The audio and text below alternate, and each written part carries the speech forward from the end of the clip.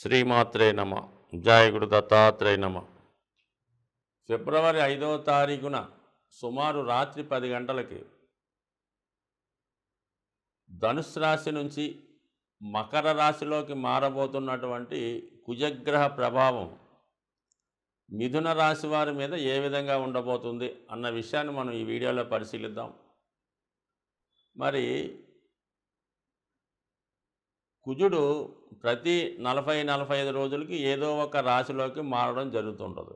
మరి ఈ మకర రాశిలోకి మారే ప్రత్యేకత ఏంటంటే కుజునికి అది ఉచ్చస్థానం అవుతుంది.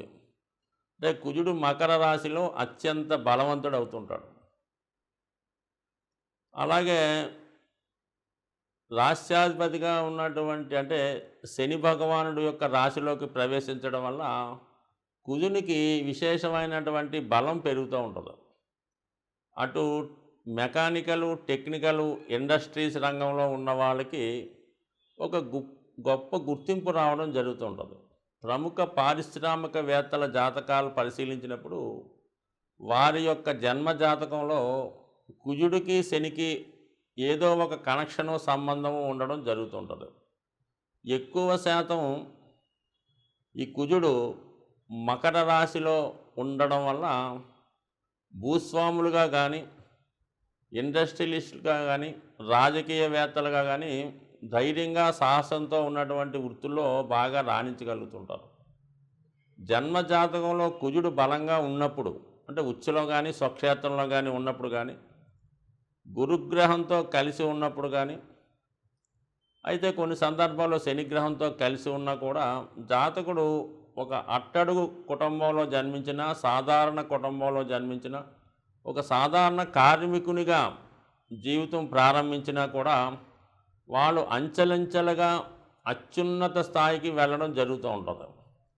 ప్రస్తుతం దేశాన్ని ఏలుతున్నటువంటి ప్రముఖ వ్యక్తులందరూ కూడా ఈ కాంబినేషన్ వల్ల చిన్న స్థాయి నుంచి ప్రముఖ స్థాయికి రావడం జరిగింది. కేవలం వారి యొక్క జాతకంలో కుజుని యొక్క బలం వల్ల మాత్రమే. వాళ్ళకి నాయకత్వ లక్షణాలు ఉంటాయి. ఎదటివాడి మీద ఆధిపత్యాన్ని సాధించే సామర్థ్యం ఉంటుంది. ఎంత గొప్పవాడినైనా ఎదిరించే సామర్థ్యాన్ని కూడా కలిగి ఉంటారు. కంపల్సరిగా ఈ కుజుడు ఉచ్చులో ఉన్నవారికి భూములు సంబంధించిన వ్యాపారం చాలా 100% కలిసి వస్తుంది. సో వాళ్ళ పేరుతో వ్యాపారం చేసిన, వాళ్ళు స్వయంగా వ్యాపారం చేసినా కూడా 100% వాళ్ళ పేరుతో ఎందుకు పనికిరాని భూములు కొన్నా కూడా అవి అత్యంత విలువైనటువంటి భూములుగా మారడం జరుగుతుంటుంది. సో అటువంటి కుజగ్రహం ఈ మిథున రాశి వారికి షష్ఠ లాభాధిపతిగా 2 పాపస్థానాలకి ప్రాతినిధ్యం వహిస్తూ ఉన్నాడు. జ్యోతిష శాస్త్ర ప్రకారం జాతకుడికి పాపగ్రహాలు ఎంత బలహీనంగా ఉంటే అంత మంచి జరుగుతూ ఉంటుంది. అలాగే పాపగ్రహాలు ఎంత బలవంతులై ఉంటే అంత ఇబ్బంది కలిగే అవకాశం ఉంది. అయితే ఇది అష్టమంలో ఉన్నటువంటి కుజుడు జాతకుడికి ఏంటంటే ఆకస్మిక సంఘటనలకు కారణమవుతూ ఉంటుంది. అంటే మనకి వివాహ సంబంధించిన విషయాల్లో కుజుడిని ఎక్కువగా ఈ పరిగణనలోకి తీసుకోవడం జరుగుతూ ఉంటుంది. అంటే కుజుడు యవ్వనకారకుడు కాబట్టి యవ్వనం అంటే వివాహ సంబంధించిన వయసులో మరి మన శాస్త్రకారులు చెప్పిన దాని ప్రకారం కుజుని యొక్క ప్రభావం ఈ యొక్క జాతకుడికి 16వ సంవత్సరం నుంచి 28వ సంవత్సరం మధ్యలో ఎక్కువగా గ్రహ ప్రభావం ఉంటుంది. అంటే ఆ సమయంలోనే జాతకుడు చాలా కోపంగా ఉండడం, వాహనాలు వేగంగా నడపడం, అలాగే క్రీడా రంగంలో కానీ ఏదో ఒక రంగంలో చాలా స్పీడ్గా, చాకచక్యంగా ఉండడం, అలాగే ఆకర్షణీయంగా కూడా కనబడుతుంటాడు. సో అందువల్ల ఈ కుజదోషం కూడా సాధారణంగా 28వ సంవత్సరం వరకు మాత్రమే ఉన్నట్టుగా మనకి శాస్త్రాలు వివరించడం జరిగింది. బట్ ఇవి ప్రస్తుతం దాన్ని ఎవరు అమలుపరిచినా, అమలుపరచకపోయినా, నమ్మినా నమ్మకపోయినా ఒక వ్యక్తి లేదంటే ఒక అమ్మాయికి లేదంటే ఒక అబ్బాయికి వాళ్ళ జన్మజాతకంలో ఉన్నటువంటి కుజదోషం కేవలం వాళ్ళకి 28 సంవత్సరాల వరకు మాత్రమే పనిచేస్తుంటుంది. దాని తర్వాత ఆ కుజదోష ప్రభావం పెద్దగా ఉండదు, కానీ ఆ గ్రహాల ప్రభావం ఆ విధంగా పనిచేస్తుంటుంది. సో మరి ఇప్పుడు అష్టమంలో ఉన్నటువంటి కుజుడు ఈ మిథున రాశి లేదా మిథున లగ్నం వారికి కొద్దిగా ఇబ్బందికర పరిస్థితులే కల్పిస్తూ ఉంటాడు.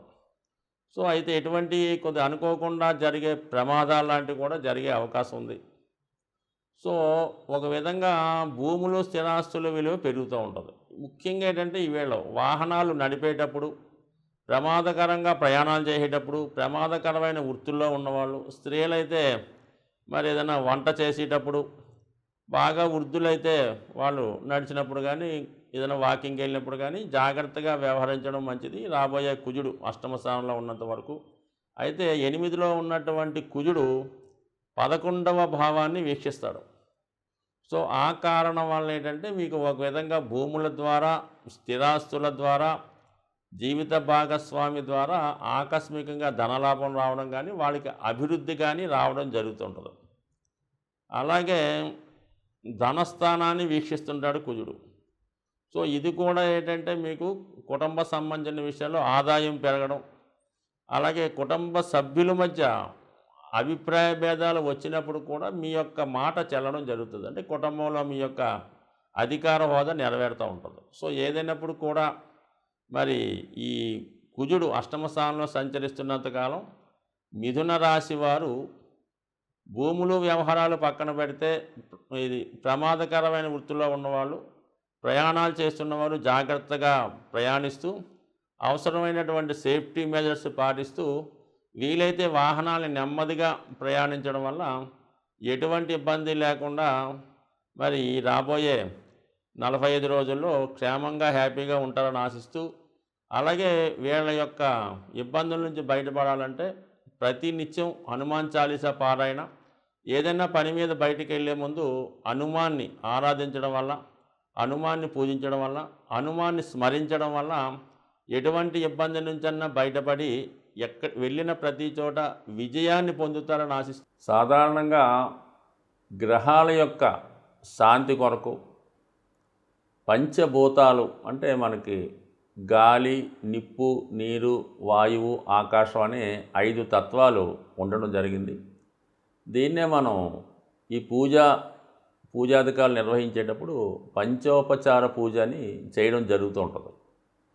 సో ఇందులో ముఖ్యంగా శని భగవానుడు యొక్క అనుగ్రహం కోసం మరి శని భగవానుడు వాయుతత్వ రాశి అవ్వటం వల్ల ధూపంతో పూజించడం వల్ల, అంటే మీకు సాధారణంగా శివాలయాల్లో కానీ అమ్మవార్లకు కానీ ఈ సాంబ్రాణి ధూపం ఎక్కువగా వేస్తూ ఉంటారు. సో అది సింపుల్గా అగరబత్తీలు వెలిగించడం. అంటే చాలామంది ఏం చేస్తారంటే పూర్తిగా పూజ చేయని వాళ్ళు వారంకోసారి మామూలుగా చేస్తుంటూ ప్రతిరోజు కూడా ఉభయ సంధ్యల్లో ఈ అగరబత్తి వెలిగించి పూజ చేస్తూ ఉంటారు.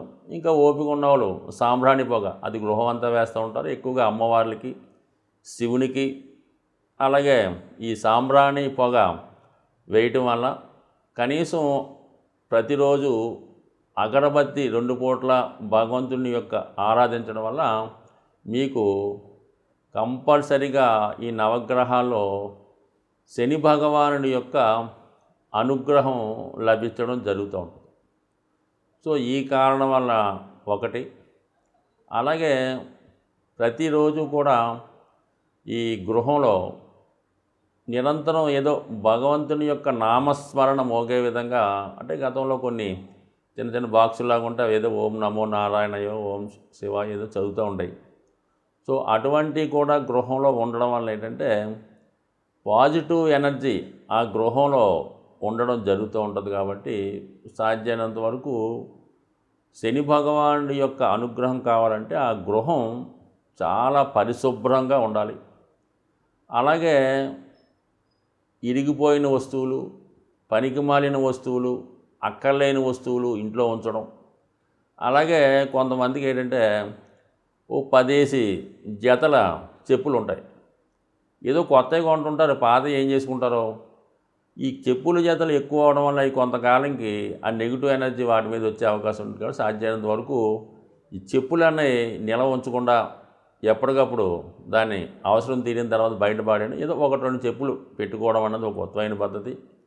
అలాగే ఇంట్లో వాడే చీపురు గట్ట దాన్ని కూడా మరి ఒక చోట కొంతమంది నిలువుగా పెడుతుంటారు అనమాట, అంటే కుచ్చు పైకి వచ్చేలా పెడుతుంటారు అనమాట. జ్యేష్ఠాదేవి చేతిలో ఆయుధంలాగా. ఎట్టి పరిస్థితుల్లో కూడా కుచ్చు అరిగిపోతే ఇంకోటి కొనుక్కుంటా ఏం పోయింది. అందువల్ల ఎప్పుడు కూడా అది నిలువుగా కరెక్ట్గా పెట్టాలి తప్ప కుర్చీ పైకి వచ్చే విధంగా మాత్రం ఎట్టి పరిస్థితుల్లో కూడా పెట్టలేదు. ఇవన్నీ కూడా అలక్ష్మికి కారణాలన్నమాట. సో అలాగే ఏంటంటే ఈ భోజనం చేయడానికి కూడా ఒక పర్టికులర్ టైం పాటించాలి. ఏ టైంలో పడితే ఆ టైంలో తినడం, ఎక్కడ పడితే అక్కడ తినడం, ఈ టీవీలు చూస్తూ ఈ మంచాల మీద కుర్చీల్లో సేరబడి ఈ విధంగా భోజనం చేయడం, ఏదో ప్లేట్లో భోజన పదార్థాలు ఉడించుకొని తినడం, ఇవన్నీ కూడా ఐశ్వర్యప్రదం కాదు.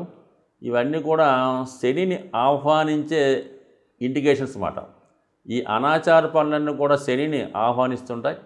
అలాగే శుభ్రమైనగా ఉండడం, శుభ్రంగా భోజనం చేయడం, అలాగే ఆహార పదార్థాలు కూడా జాగ్రత్తగా వినియోగించడం, ఇవన్నీ కూడా లక్ష్మీదేవి అనుగ్రహానికి పాత్రలు అవుతూ ఉంటాయి. కాబట్టి సో ఏదైనా శని భగవానుడి యొక్క అనుగ్రహం కావాలనుకున్న వాళ్ళు ప్రతి పని కూడా పద్ధతి ప్రకారం నియమానుసారం చేసుకోవడం వల్ల వాళ్ళు కంపల్సరీగా శని భగవానుడు టాప్ రేంజ్లోకి తీసుకెళ్లే అవకాశం ఉంటుంది. స్వస్తి.